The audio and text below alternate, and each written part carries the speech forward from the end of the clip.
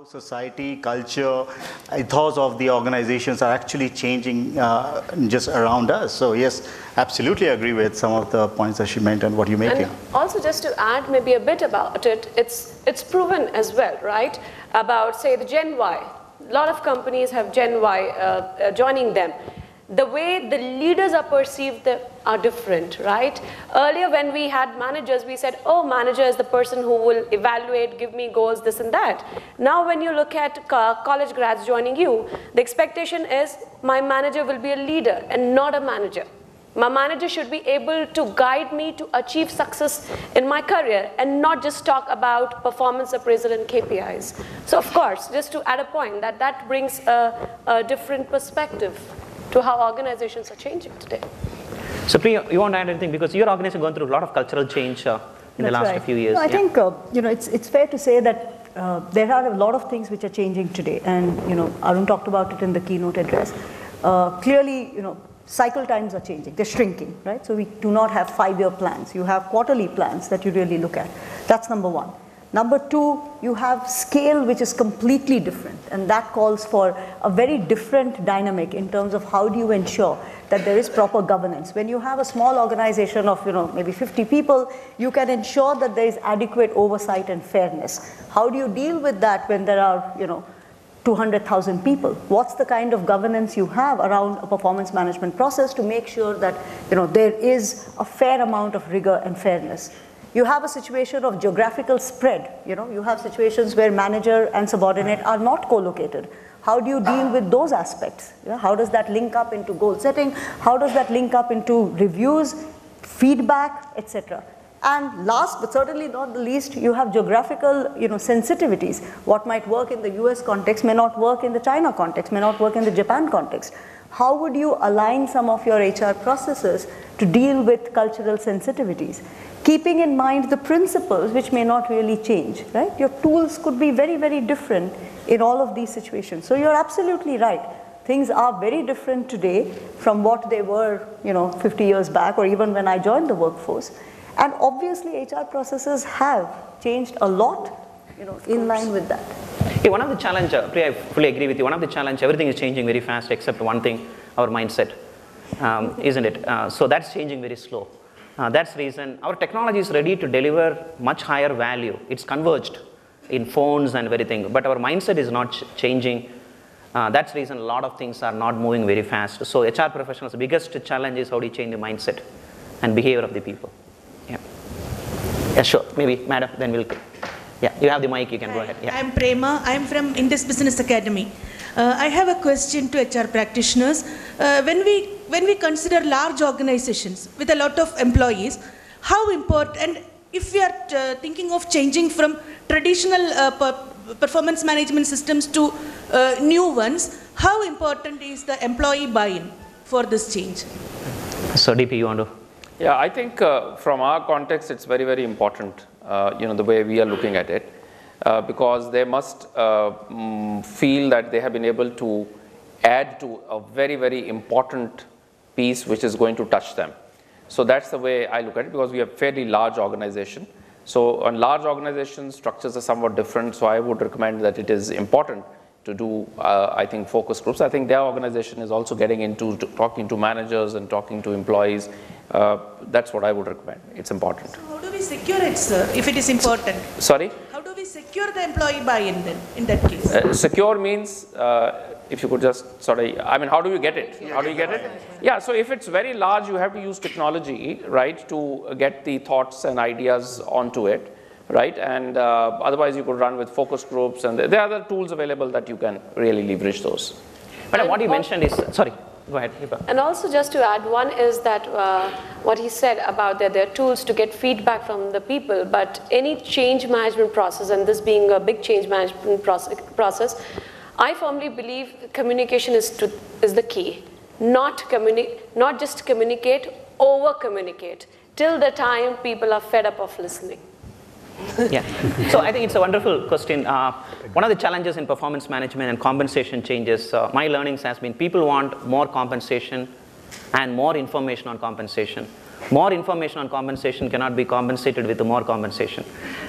So That's very true. People want why you are changing and why my compensation is X compared to other person who got X plus. So people want the story and the intent behind it, not just the compensation or change.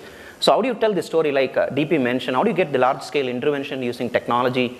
Tell the story, have the buy-in, share the vision is one of the biggest challenge we are facing today. Yeah. Can I? Yeah, he was asking. Yeah, he was sitting. Yeah. Good evening. I have two questions. One is, as you know, Priya ma'am said, the process is important, the goal setting is important, the discussion is important with the managers and the team member, and the assessment is important, periodic assessment is important, everything is important. And Mr. Shubhankar said that millions of hours are being spent doing all this. So where to cut? What is the solution? So that is one question. And as Mr. DP said and Ms. Vibha also said that they have the bell curve, but they don't do force rating. Until you do force rating, you can't arrive at the bell curve automatically. And if you're planning to change, what is the solution? Thank you. We'll start with Dibankar then. I'll go with the first part of the question. I think what I said was the HBR study, which had an article on Deloitte's change of performance management, said 2 million hours were identified as spent on the performance management process for 65,000 employees in 1 year.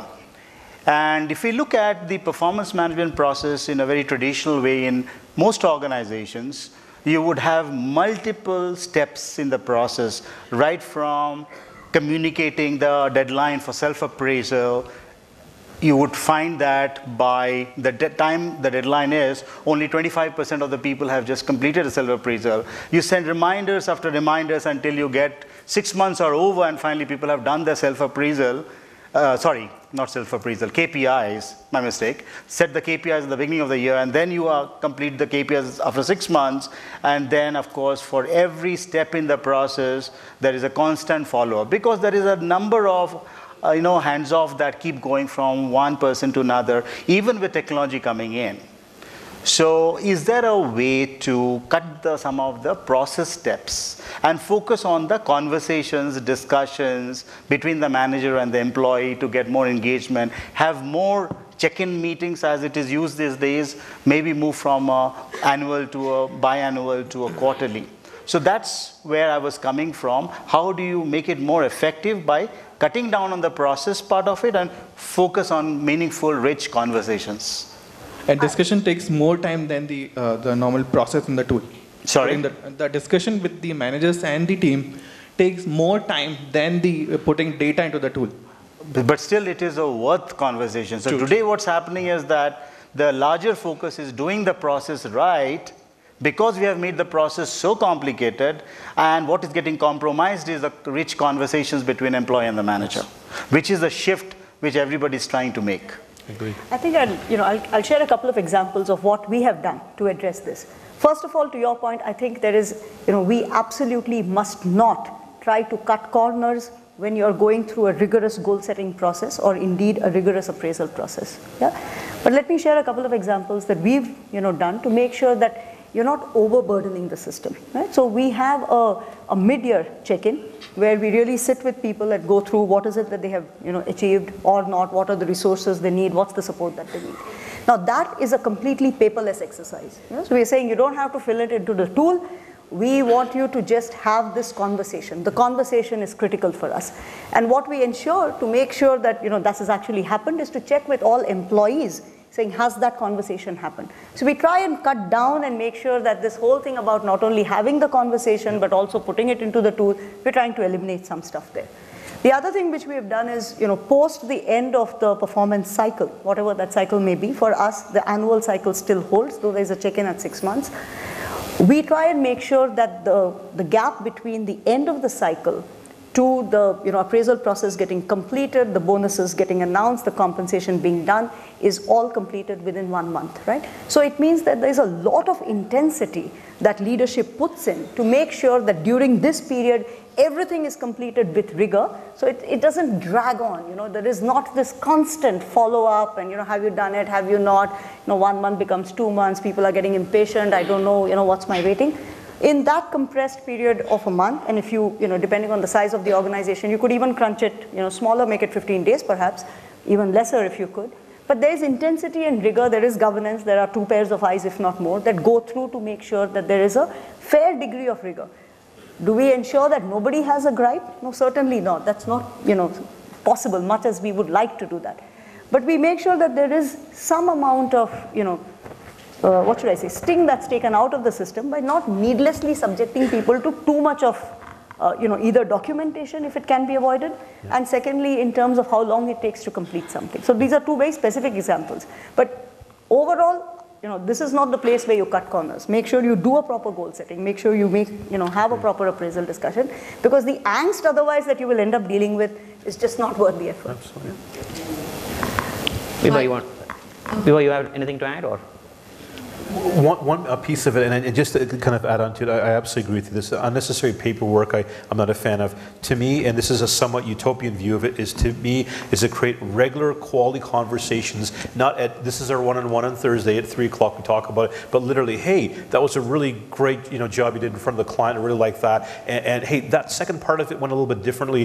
What do you think you could have done it in a different manner on that one? What's your feedback? So literally creating regular feedback opportunities very regularly, very informally, and away from what I call the moments of truth. Oh crap, my boss is going to talk to me. What's he going to say to me right now? So to me, the ideal state is to get out of the paper, but have systems and processes to help that conversation, to make it more interesting, to make it more interactive. And once the relationship and that trust is there, then you may have a formal interval where you say, okay, mid-year we're going to have this particular check-in. We may not actually have you write a review, but it should have kind of this format. And maybe at the end of the year we're going to have something which is going to be more formal and linked to compensation. But it should be more, we've got these regular feedback things, and I've put a little bow around this one. It should be more like that, as opposed to I'm waiting for 6 months to have that conversation. So to me, the ideal state is to have that regular feedback. And I'll give you my example. My age and stage of my career, I shouldn't be having this all the time. My boss and I, and he sits in another country, we have those regular conversations. So when it's actually a review or whatever, hey, Ani, you and I have talked about this, dude. What else do you want to know about it? And it just takes let's talk more about, how you think things can be different. So to me, it's going to be regular conversations, quality conversations, non-judgmental, giving meaningful examples, being constructive, and then putting a bit of a bow of some formality on the mid-year or quarterly or annual, but it becomes less of a stigma and less of a judgment. That to me is a utopian view that I think will work in a lot of organizations. Thank you. So we have 10 more minutes. We have, we have 10 more minutes, so we'll take 2 questions. Somebody asked here first. Maybe why can't you go with that? Can I go ahead? Yeah. Go ahead. Yeah. You have the mic. Good evening, eminent panelist. I've got a question which concerns all of you. We have seen the best practices of one concern may not work in another concern, because environmental factors change, market factors change, even the organizational culture changes. My question is very simple. You have talked about the tools being used in different manners, but do you really have a research in going for a revolutionary change in bringing out new tools itself? The research factor, how much of it is really used in your HR practices in big companies you work? Now, I hope you got my point. Okay. We have seen in the world which best practice is very effective in my company may go for a toss in another company. We have seen it. Because the entire culture is different, environment is different, market is different, product line is different. It really, or would it be better if I can bring out with a unique system which is very pertinent to my company through research? Yeah. How much of research really goes in, actually takes place in HR? That's my question. Yeah, your question is, instead of best practices, can we go for next practices? So today, organization looking for next practices, don't copy. What works for IBM will not work in CSC or work in VMware. So I agree with you. So I think none of us have been prescriptive. If you would have seen that each one of us has been saying very, very clearly that it has to be contextual, it has to be as per your organization. You only have to sense few things. Are your people inspired? Because if your people are inspired and energized after the end of your performance management system, right? Because it is only the inspired people who give out their best, who are more creative, who are more innovative, and wherever there's a high level of engagement, I think the outcomes are good.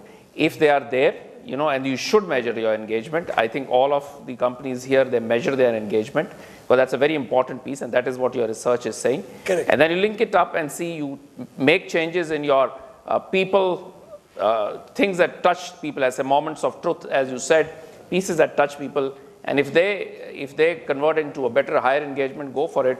Otherwise, you need not go in for it, right? Yeah. So we can take it for granted. It is happening. We can take it for granted. It is happening in the biggest companies. Yes, yes. There is enough. Happening. Absolutely. Okay, thank you. Yeah. Maybe we can discuss more during dinner time. Okay, sure. So the lady behind. Yeah, sorry. Then we'll take one more here. Yeah. In the last 10 years, we have seen the biggest mergers and acquisitions happening between the world business scenarios. My question to the panelist is, during this process, which partly it covers his question too, there's a big culture change. How does, in any of your panelists can share their journey when there is such a drastic culture change? Because I have seen more so that the buyout company, the top performer of a buyout company may not be really recognized in the company that buys the company. So one is the employee retention in such a case, high-level performer not recognized, and then there's huge retention challenges at the HR place. So can you share your journey in this phase? Anybody have faced such a journey of mergers and acquisitions? Yeah, Lenovo will be a good case study. Yeah. So I can share, last year we did 2 big acquisitions. We bought Motorola from Google in the smartphone space. We also bought the IBM's x86 server business. And Lenovo's birth was, of course, by, as I said, 10 years back, by IBM's PC business. I think one of the reasons why we have been very successful in many of our M&As because we have been very humble to learn. Contrary to what you just said, our CEO has always been on the forefront of sharing that we need to learn from the companies that we are acquiring, whether it is their practices, whether it is their culture, whether it's their people. There's a huge amount of respect for some of the cultural attributes. Let me share with you an example. It's a small anecdote. I'll just share it in a minute's time. And it's a very funny one. So back in 2005, when IBM's PC business was acquired by Lenovo, Lenovo didn't exist. It was a small Chinese company which acquired a business 3 times its size. So in the first meeting which the Chinese founders had to meet their Western counterparts, they were very sensitive to the fact that they need to dress as the Western counterparts dress. So what happened was, in the morning, 10 o'clock, all the Chinese counterparts who were in the meeting comes wearing suited booted. And the other side, the Americans, were very casually dressed in their business casuals. There was murmur in the room that we need to show respect to our esteemed American friends. And guess what? Next day, they came wearing business casuals to the meeting. It was a 2-day meeting. And the Americans came back wearing suits to respect the Chinese. So I think that has carried on for a long period of time. There's a book which the chief HR officer, Gina and Yolanda Conyers, who has written on IBM's culture and values, and how culture has been used as a big differentiator to successfully build businesses that we have bought. Very recently, after we acquired Motorola as an example, we have found that there are very strong strengths Motorola bring to our stable. And one of such strengths is, how do you transform from being a product-centric company to a customer-centric company? This is one journey that we are building right now, and a lot of good food for thought is coming from the Motorola side of the business. So just share 2 examples of how we have tried this. You have shared about IBM, let me say. So just for you to know, I'm an acquired resource in IBM, right? So I was acquired through an acquisition of Daksh Business Process Services. And here I am sitting in the chair of leading the HR. And that's very important, I think, which is about humbleness, providing opportunities, because what you're acquiring technology, you're acquiring talent, you're acquiring processes. If you are going to brush those aside, your acquisition's gone waste, right? So I think companies which are successful, when they acquire, and I think sitting here, we would have acquired in, last year's statistics was, I think, our 2012 statistics, the 2013 statistics, in 5 years we had acquired about 80 companies. So clearly, if you are not ready to learn from them, acquire from them, and of course, people coming in also have to adapt. So I have adapted to the processes of IBM Corporation, how processes are used to scale, right? So stuff like that. So I think the acquisitions will only be successful if the examples that he is giving, my own example that I'm sharing, those are very, very important pieces. I think two wonderful examples. A lot of research has shown that many of the integration and mergers did not go well because of culture, lack of culture integration. I think wonderful perspective. Thank you. So we'll take one more question, then we'll wind up. Vibha so we have two maybe. You're okay, two, we'll take it. Yeah. No, I was just adding on that apart from the culture, what is very, very important, because two of the acquisitions which I was managing for SAP, success factors being one of them. So apart from the culture that yes, you have to embrace them with open arms, but I think what is important is to ensure that people stay with you and work with the same commitment is the transparency you provide to them while they enter the company with respect to their salary grades or whatever, and also the fairness in the process. I think you need to trust them and be fair to them, be open in what you are doing. I think that is also a very, very important part. Thanks, Vibha. Treat them fairly. So we'll take two more, no more, because this person, sorry, your name please? Ramaswamy and Madam, afterwards you. Maybe you have the mic, you can start. Yeah. I'm Hani from INX Chain. I would like to ask, in today's context, how effective is annual appraisal, and how do you prefer rating it? So, you want to start? I think, so clearly, I think as far as the appraisal period is concerned, we've all talked about it, and I think that's also contexted to what the organization, what is its context, right? So we still follow an annual appraisal process with a mid-year check-in, but you could have an organization that follows a, perhaps a 6-monthly appraisal process, maybe even a quarterly appraisal process. So in that, my point of view is that there is no line, drawn on stone saying that it has to be 1 year or it has to be 1 quarter. It really depends on what's the context of the business, how rapidly changing is the landscape around it. So that's, to your point about whether the system should be annual or not.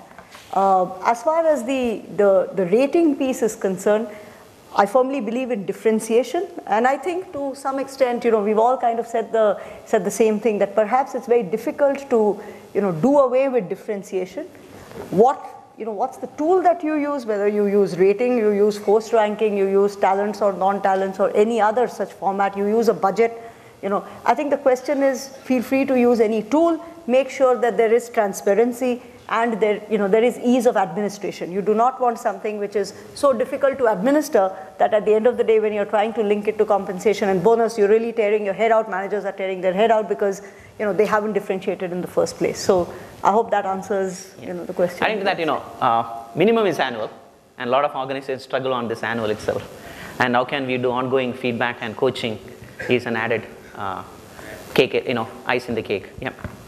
Yeah. Maybe last one, Ramaswamy, sorry. Basically, in fact, a lot more things panel has discussed on the issues, really. I thank them on behalf of the audience. Only one thing is, which we did not highlight, is regarding the business plan of the organization. Unless business plans are written, and based on that, in fact, goals are set. So goals are set from the top of the top head of the organization to the download. The things may happen, though there are some certain circumstances wherein minor hitches are there. As my friend was raising the question, organizations' cultures may be different and situations may be different, but still, when the goals, when the business plans are set properly, automatically the downloading of the system will automatically takes place. I think we'll ask like to contribute on that also. Yeah, DP, I know IBM is the first company even to talk about 5 years plan, 3 years horizon, even for earnings per share. It should be said. You need to give a forecast. Which we have stopped talking now. Second. Yeah, I think it's, we cascade the goals. It starts right from a chairman down, and we cascade the goals, and, I send my goals to the team below, and the team below, sends the goal, to the teams further below. And, and often we find, and now, I must say, with all the views that are coming in the co-creation, people are saying, what relevance does that have to us? Tell us This is my role. What do you expect out of me, right? I'm not concerned what goals you have, right? But then there is a different school of thought which says all goals of all leaders should be transparent and available to everyone, right? So that people know what my leader is driving. So I think, personally speaking, goals need to be transparent, goals need to be known, but there is a tendency in many organizations, the tendency is you can cut paste your goals onto the system, right? That's not what is there. But every person has to further, based on his or her own role, has to carve out, based on the supervisor, what he or she needs to accomplish, which the supervisor needs to accept. It's important to share, they must get cascaded, right? Without that, that is your North Pole or whatever, that North Star where you have to go. I just want to add something.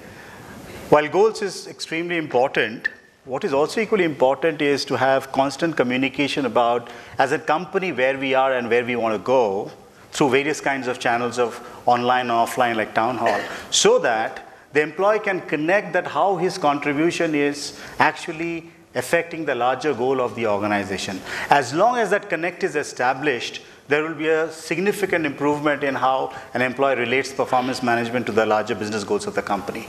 So that's really one of the very critical elements, and many companies do that pretty well, where they show exactly where they are going and how the role of an individual is impacting the success of the company. Thank you. So we had a lot of discussion on the tool, context, culture, goal cascading, business plans and everything. So if you really look at, I just want to summarize a very excellent framework written by an author of a book called O's Principles of Accountability. So what is important is, how do you create a newer experience to workforce? That experience should drive beliefs or change the beliefs of the workforce. That beliefs should change the values or develop the right values. Then values should change behavior, and behavior should drive actions, and action should drive results. So that is what our challenge is. When we do transition of a performance culture or a new tool, how do you create a new experience to people? Like Madam asked, how do you sell it? How do you ensure that employee buys that new experience of annual or daily or quarterly, whatever it may be? So experience drives beliefs, beliefs drives values, values drives behavior, behavior drives actions, action drives results. So very important is, bottom line is creating a wonderful experience for workforce throughout the lifespan, right from hire to retire. How do you create that experience to employees is one of the biggest challenges we are going through. Thank you very, very much. And panelists has been excellent, wonderful perspective. You have been a lot of energy and questions. Sorry, we have to stop here, and we'll continue the dialogue during dinner time. Thank you very much.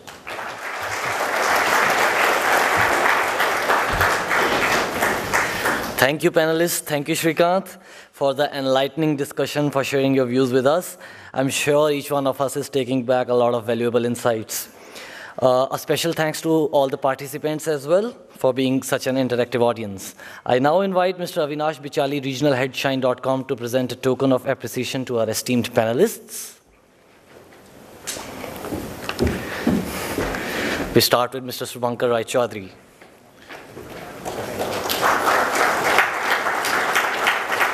Ms. Priya Gopalakrishnan, Mr. Srikanth K. Arimanthia,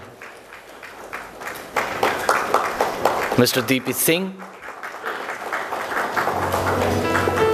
Ms. Vibha Shukla,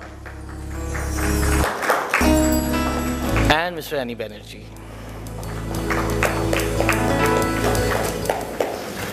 Can we have a group photo, please, panelists?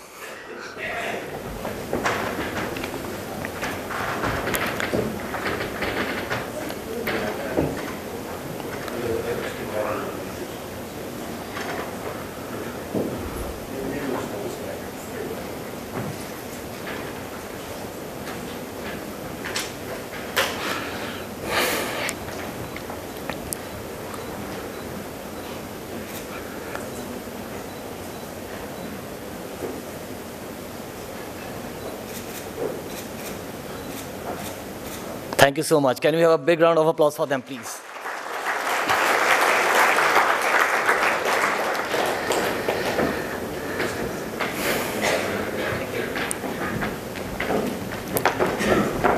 May I now invite Dr. S.V. Kiran, VP HR, Sakra World Hospital for the closing address. S.V. Kiran, Group Vice President for HR at Sakra World Hospital, Bangalore, is known for his strategic HR initiatives in the healthcare fraternity. I request Dr. Kiran to address the gathering, please.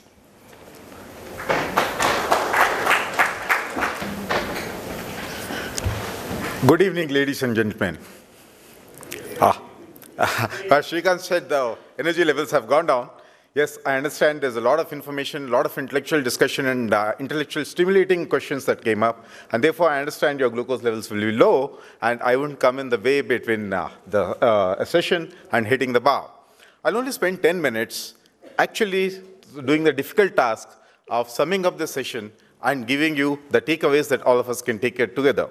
But before I do that, I come from an industry which many of you are not aware of it, which is the healthcare industry, and watch what HR does in a healthcare industry.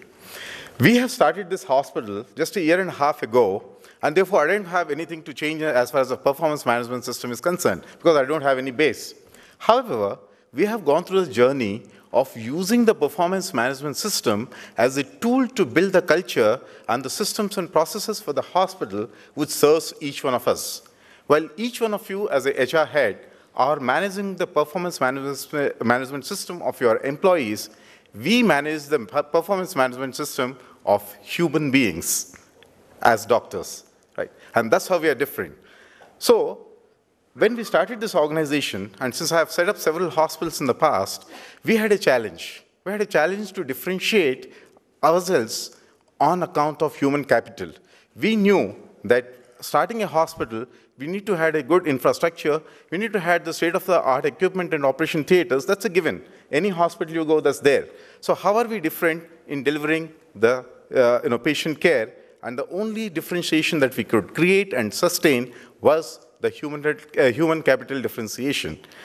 And when I went into the market, talking to different doctors as to why should they join us, the only question that they asked us, how are you different?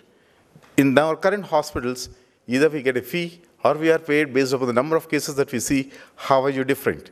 And we said, we are different, and we are different in terms of how we manage what you achieve, how we look at what you achieve, how we look at what you deliver.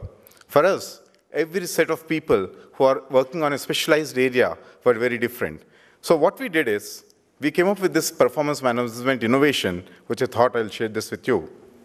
If I look at any specialty, say if I take a cardiac sciences, I have so many doctors, how do I differentiate and get one to my hospital? And the only differentiation was the skill and the attitude that they bring to the hospital along with what we look at as age. Many of you, when you go to any different hospital, look at what's the age of the doctor, and we see a little gray hair means more experience, which means he'll be better off. The reality is not that.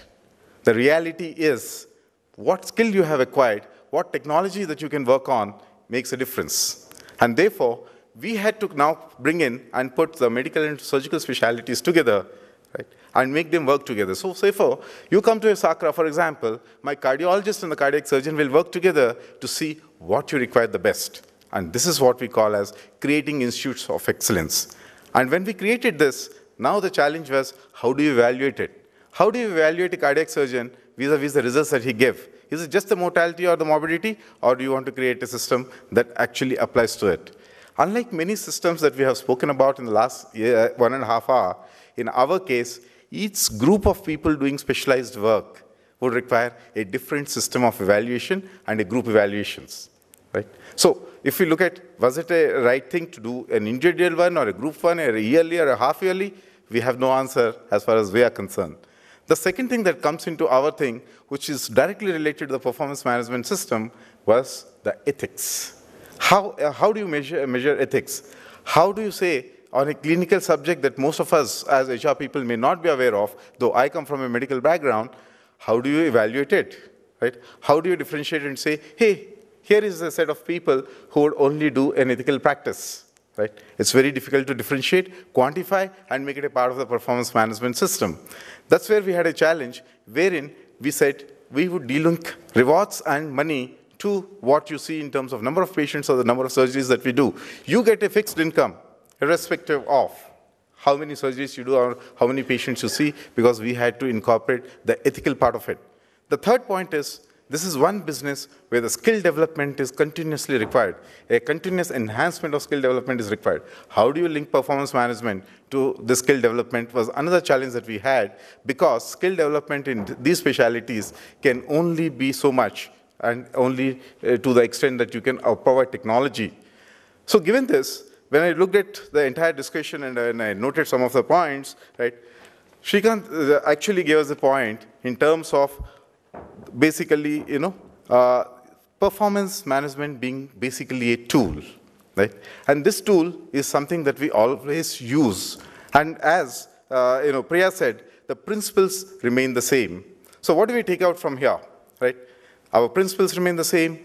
This is a tool that we evaluate, no matter what the business is, right? But there is no prescription here for any one of us. It's adopting it to build our culture, to build our systems, what suits our requirements, right?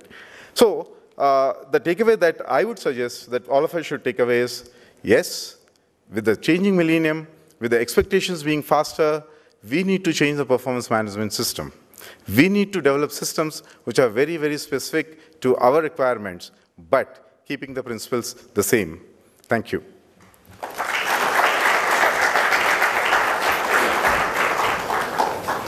Thank you, Dr. Kiran. I would now like to invite Dr. Madhumita Chatterjee, Director, IFIM B School, Professor HRM, CSR, and Sustainability, to deliver the vote of thanks.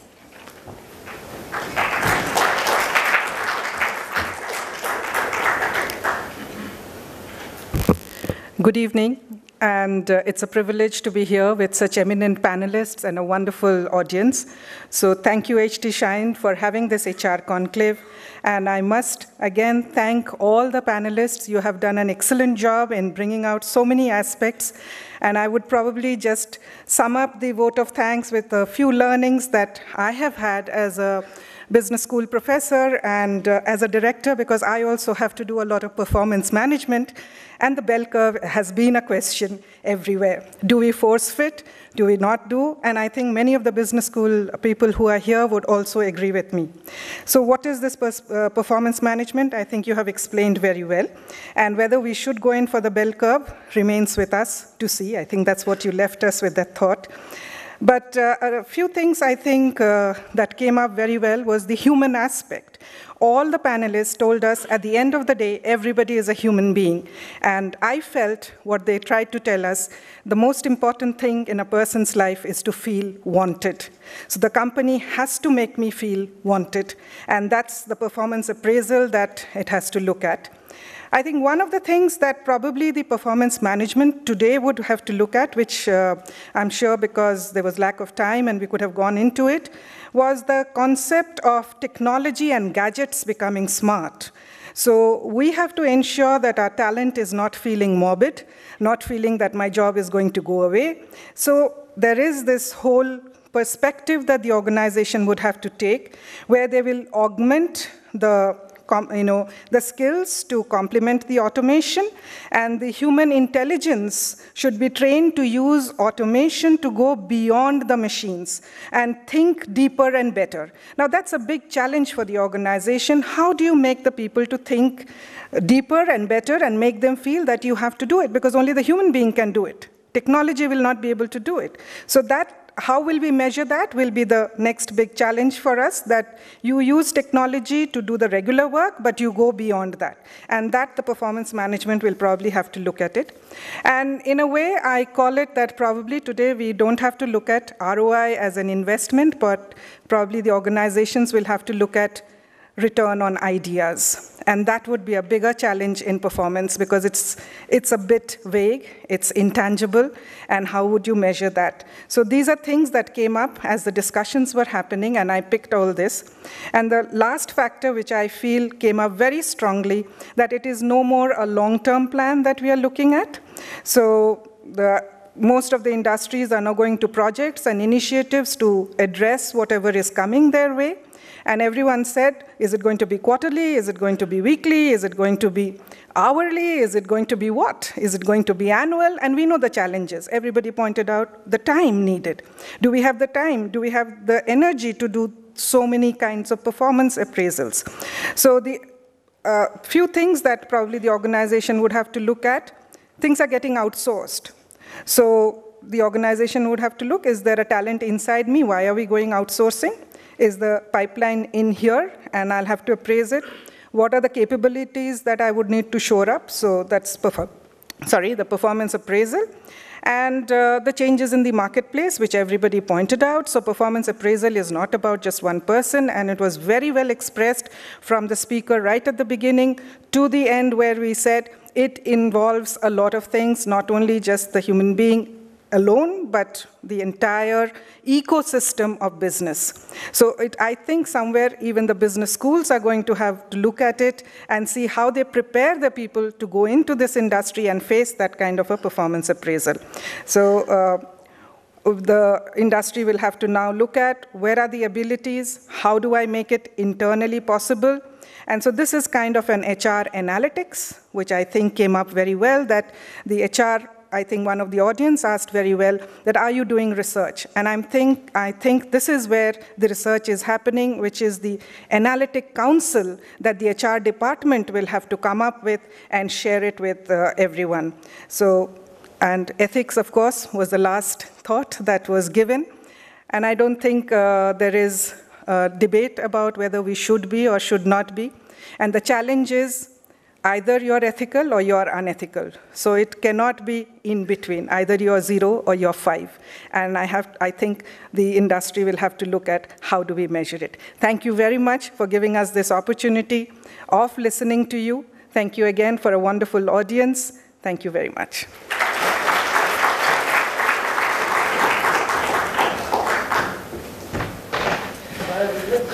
Thank you, Dr. Chatterjee. I would like to thank all our sponsors now. Link Street Learning Private Limited, Associate Sponsor, Indus Business Academy, B-School Partner, Takshila Hospitals, Healthcare Partner, the Ritz-Carlton Bangalore, Hospitality Partner, Reva University Knowledge Partner, Sterling Holidays, Corporate Holiday Partner. Our event partners are Nestway Technologies, Indra Group of Institutions, Pune, IFIM Business School, Symbiosis School of Media and Communication, Bangalore, PES University, Timber Media Private Limited, Jumbo Kids. Thank you all for attending the conclave. Please join us for drinks and dinner. Thank you.